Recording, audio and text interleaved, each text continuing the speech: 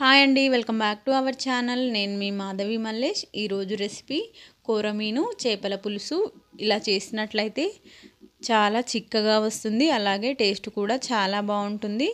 ఇంకా తినాలనిపించే విధంగా ఎలా చేయాలో ఈ వీడియోలో చూపించబోతున్నాను.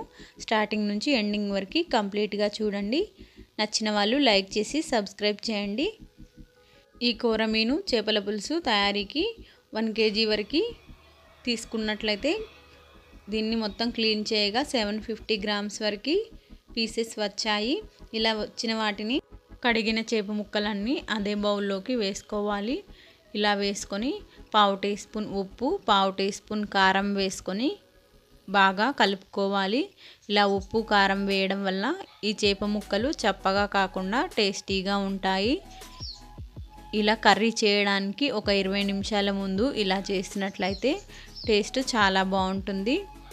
ఇలా ఉప్పు కారం పట్టేలాగా కలుపుకోవాలి. ముక్కలు బ్రేక్ అవ్వకుండా చూసుకోవాలి. ఇవి మెత్తగా ఉంటాయి. దీనికి ఒక బ్యాక్ బోన్ మాత్రమే ఉంటుంది. ఇలా అన్నింటినీ కారం పట్టేలాగా చేసుకొని పక్కన పెట్టుకోవాలి.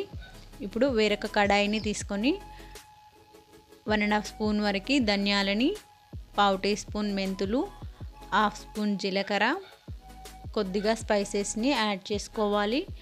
మన స్పైసీనెస్కి తగ్గట్టుగా దానిని యూస్ చేసుకోవాలి. 2 యాలకులు, లవంగాలు, దాల్చిన చెక్క మాత్రమే వేసుకున్నాను. ఇలా 3 వేసి చేసినా చాలా బాగుంటుంది. ఇలా అన్నింటినీ వేసుకొని డ్రై రోస్ట్ చేసుకోవాలి. మంచి రంగులోకి వచ్చేంత వరకు రోస్ట్ చేసుకొని వీటిని పక్కన పెట్టుకొని చల్లార్చుకోవాలి. ఇప్పుడు అదే బౌల్లోకి 2 చిన్నగా కట్ చేసిన కొబ్బరి ముక్కల్ని, ఎండు కొబ్బరి ముక్కలు అయితే చాలా బాగుంటుంది. ఈ కొబ్బరి ముక్కల్ని వేసుకొని రంగు మారేంత వరకు రోస్ట్ చేసుకోవాలి. కొబ్బరి ముక్కలు ఎన్ని ఎక్కువ వేస్తే గ్రేవీ అంతా తిక్కుగా వస్తుంది. మన థిక్నెస్కి తగ్గట్టుగా వీటిని వేసుకుంటే చాలా బాగుంటుంది. మరి ఎక్కువ వేసినా కూడా అంత బాగోదు. ఇప్పుడు అదే కడాయిలోకి 1/2 teaspoon ఆయిల్ని వేసుకొని సన్నగా కట్ చేసిన ఉల్లిపాయలు, పచ్చిమిర్చి, టొమాటోలు వేసి బాగా ఉడికించుకోవాలి. ఉల్లిపాయలు, టొమాటోలు పచ్చివాసన పోయేంత వరకు ఉడికించుకోవాలి. దీనిలో సాల్ట్ వేయాల్సిన అవసరం లేదు. ఉల్లిపాయలు కొద్దిగా మగ్గిన తర్వాత టొమాటోలని వేసుకొని బాగా మగ్గించుకోవాలి. కొద్దిగా టేస్ట్ కోసం కరివేపాకు రెబ్బల్ని వేసుకొని ఈ అన్నింటినీ బాగా మిక్స్ చేసుకొని ఉడికించుకోవాలి. టొమాటోలు, ఉల్లిపాయలు పచ్చివాసన పోయేంత వరకు ఉడికించుకుంటే సరిపోతుంది. ఇలా వీటన్నింటినీ ఒక 2-3 నిమిషాలు మీడియం ఫ్లేమ్ పైన ఉడికించుకోవాలి. ఇలా ఉడికించుకొని పక్కన పెట్టుకోవాలి. ఇవి చల్లార్చుకొని మిక్సీ జార్లో వేసి పేస్ట్ లాగా చేసుకోవాలి. ఇప్పుడు మిక్సీ జార్ తీసుకొని రోస్ట్ చేసుకొని చల్లార్చుకున్న ధనియాలు, కొబ్బరి, మసాలా దినుసులు, జీలకర్ర, మెంతులు వేసుకొని గ్రైండ్ చేసుకోవాలి. అలాగే ఉడికించిన టొమాటోలు, ఆనియన్స్ కలిపి మొత్తం ఒకేసారి గ్రైండ్ చేసుకొని పేస్ట్ లాగా చేసుకోవాలి. ఇక్కడ టొమాటోలు, ఆనియన్స్ ఎక్కువగా ఉడకలేదు కాబట్టి కొద్దిగా వాటర్ని వేసుకొని ఉడికించుకోవచ్చు.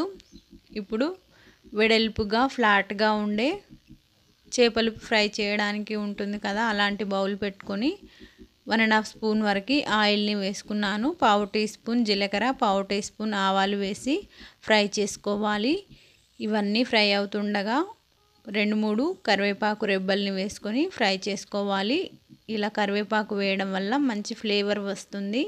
అలాగే సన్నగా కట్ చేసిన ఉల్లిపాయ, టొమాటోలని వేసి బాగా ఉడికించుకోవాలి. ఈ ఉల్లిపాయలు, టొమాటోలు ఈ పోపులో మంచిగా ఉడికినట్లయితే గ్రేవీ ఎక్కువగా వస్తుంది. టేస్ట్ కూడా చాలా బాగుంటుంది. 1/2 teaspoon పసుపు, ఒక ఫుల్ స్పూన్ అల్లం వెల్లుల్లి పేస్ట్ని వేసుకొని బాగా ఫ్రై చేసుకోవాలి. ఇలా ఆయిల్ తేలేంత వరకు ఫ్రై చేసుకొని పేస్ట్ చేసుకున్న ఉల్లిపాయలు, టొమాటో మసాలా పేస్ట్ని వేసుకొని బాగా మిక్స్ చేసుకోవాలి. ఆయిల్ తేలేంత వరకు ఉడికించుకొని 2 స్పూన్ల వరకు కారంని వేసుకోవాలి. ఇక్కడ నేను 1.5 స్పూన్ వరకు వేసుకున్నాను, తర్వాత 1/2 స్పూన్ వరకు వేసుకున్నాను. ఇలా మొత్తంగా 2 స్పూన్ల కారంని ఈ చేపలకి యూస్ చేసుకున్నాను. ఇలా కారం వాసన పోయేంత వరకు సిమ్లో పెట్టుకొని ఉడికించుకోవాలి. ఆయిల్ తేలేంత వరకు ఉడికించుకోవాలి. ఇలా ఆయిల్ తేలిన తర్వాత ముందుగా నానబెట్టిన చింతపండుని రసం తీసుకొని దీనిలోకి వేసుకోవాలి. ఇలా మన టేస్ట్కి సరిపడా చింతపులుసుని వేసుకోవాలి. కొందరు ఎక్కువగా తీసుకుంటారు, కొందరు తక్కువగా తీసుకుంటారు. అలాగే మనకి గ్రేవీకి కావలసినట్టుగా కూడా తీసుకోవాలి. ఇలా టేస్ట్కి సరిపడా చింతపులుసుని వేసుకొని ఈ మసాలా మొత్తం పులుసుకి పట్టేలాగా బాగా కలుపుకోవాలి. దీనిలోకి కొబ్బరిని ఎక్కువగా వేసినట్లయితే గ్రేవీ తిక్కుగా వస్తుంది. మనకి కావలసినంత గ్రేవీ వచ్చేలాగా వాటర్ని వేసుకొని మూత పెట్టుకొని హై ఫ్లేమ్లో 5 నిమిషాలు ఉడికించుకోవాలి. ఇలా ఒక పొంగు రాగానే మూత తీసుకొని 2-3 నిమిషాలు సిమ్లో పెట్టుకొని స్పూన్తో కలుపుతూ ఉడికించుకున్న తర్వాత మ్యారినేషన్ చేసుకున్న కొర్రమీను చేప ముక్కల్ని వేసుకొని మరొక 5 నిమిషాలు హై ఫ్లేమ్లో ఉడికించుకోవాలి. ఇలా ఉడికించుకోవడం వల్ల చేప ముక్కల్లో ఉండే వాటర్ అన్నీ బయటికి వచ్చేస్తాయి. ఈ చేప ముక్కలన్నింటినీ బౌల్ మొత్తం వచ్చేలాగా స్ప్రెడ్ చేసుకోవాలి. ఒకదాని మీద ఒకటి వేసినట్లయితే అంత మంచిగా ఉడకవు. దేనికదే ఉండేటట్లుగా ఉండే బౌల్ తీసుకొని ఈ పులుసు చేసినట్లయితే చాలా బాగుంటుంది. ఇవి కొద్దిగా ఉడికిన తర్వాత స్పూన్తో కదపకుండా ఇలా రొటేట్ చేసినట్లయితే ఇవి ఇంకొక వైపుకి తిరిగిపోతాయి. ఇలా వెడల్పుగా ఉండేది చేసినట్లయితే ముక్కలు కూడా బ్రేక్ అవ్వకుండా ఉంటాయి.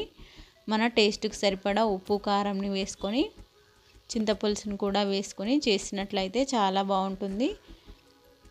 ఇలా చేతితో తిప్పడం రాని వాళ్ళు ఇలాంటి వుడెన్ స్పాచులా తీసుకొని ఒకవైపు ఉడికిన తర్వాత ఇంకొక వైపుకి స్లోగా టర్న్ చేసుకోవాలి.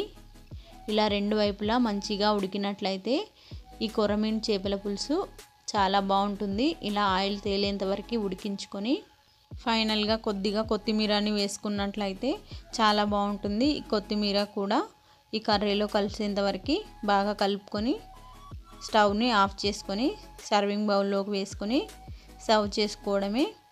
చేపల పులుసు కానీ చేపల ఫ్రై కానీ చేపలతో చేసింది ఏదైనా ఒక 3-4 అవర్స్ తర్వాత తీసుకుంటేనే చాలా బాగుంటుంది. ఆ 3-4 అవర్స్లో ముక్కలకి ఉప్పు కారం పట్టి చాలా బాగుంటుంది. ఇలా ముక్కలు రెడ్ రంగులోకి రాగానే ముక్కలు ఉడికాయని తెలుస్తుంది. నచ్చితే లైక్ చేయండి. Thank you for watching.